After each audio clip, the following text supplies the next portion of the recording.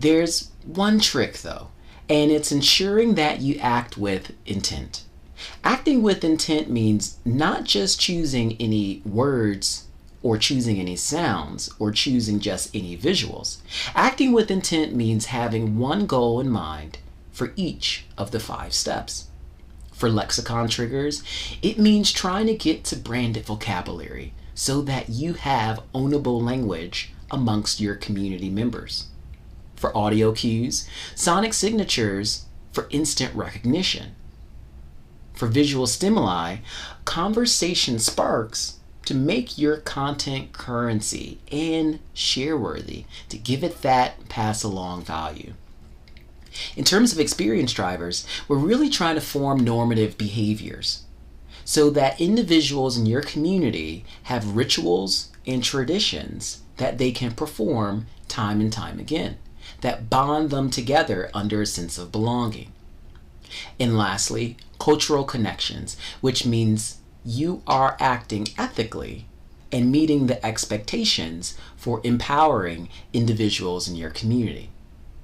So let's take some time and explore those 5 areas. And I'm going to share with you one example to help make it clear for how you can repeat this with your communities. Let's start with lexicon triggers.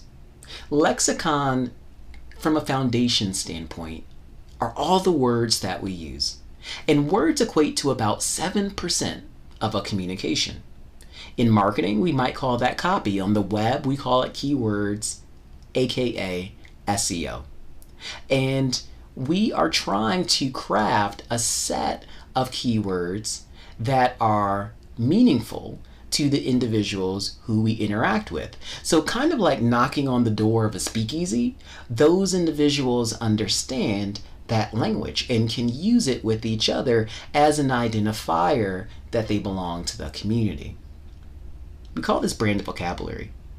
When those keywords start to trigger some form of an emotional connection. And over time, your community of followers, users, consumers, clients, and beyond tap more into the emotion of that branded vocabulary as they use it naturally and as they come across it in your social channels.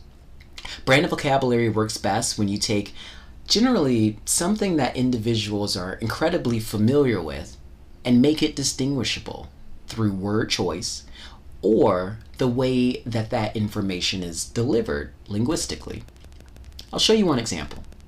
Consider the brand In-N-Out, one of my favorite West Coast hangouts and places to stop by. Now, the fast food industry, and particularly the burger industry, is incredibly saturated. And In-N-Out Burger by no means is the biggest on the West Coast or the biggest in any particular city.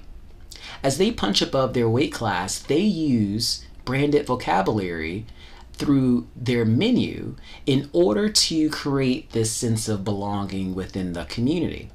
They can then take that language and translate it into social engagements, building it into copy, building it into social post, or what is shown or said on screen.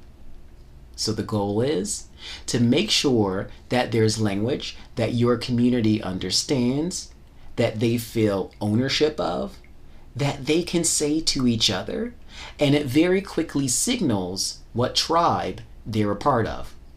Now, Budweiser is incredible at using language and catapulting it into pop culture zeitgeist. Over 20 years ago, they gave us "What's up?", which became an instant sensation. And more recently, they gave us "Dilly Dilly." And when they invest in this type of communication, it starts to differentiate from all the other types of content that exists within a very saturated category. So even if you're not selling a brand, you're likely selling an idea, a lifestyle, or an experience, aspiration maybe. And in that case, there are a lot of competitors that you have, almost 1 billion. And so it's important to make sure that that content is instantly recognizable. Now, as we're talking about content and making it instantly recognizable, we have to acknowledge audio, the second part in this 5-step process. Audio is an inescapable part of life, believe it or not, but most brands, whether it's a Fortune 500 company or a content platform or a content creator, are not identifiable by a single audio tone, voice, or piece of music. Consider that you admire a set of brands. Now, close your eyes and start to consider, what audio do you associate with those brands that you most admire? 80% of brands are not identifiable at all. And during this pandemic, social media usage has increased by a whopping 25%. And the biggest benefactor are streaming platforms and video content. So the next time you turn on a Netflix show or HBO movie, consider how these content companies strategically use the first few seconds to differentiate their content from the billions of other videos that exist.